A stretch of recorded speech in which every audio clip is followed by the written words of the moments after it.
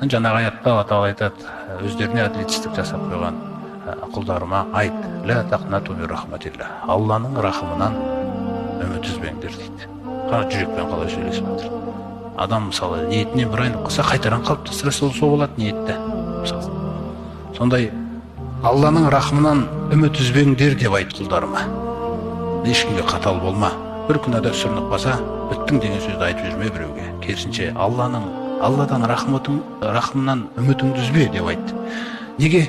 Өйткені инналлаха яғфиру зунуба жамиға. Өзіне серік қосудан басқа күнәлардың күллісін кешіреді дейді. Қағидасы Алла Тағала тарапынан кеткен. Рахым баяндап отыр. Алла Тағала адам білу керек Алланың рахымын. Алла Тағала рахымын таныстыру. Күллі күнәні кешіреді. Иннаку хуал ғафурур рахим дейді. Ол өте кешірімді, өте мейірімді дейді.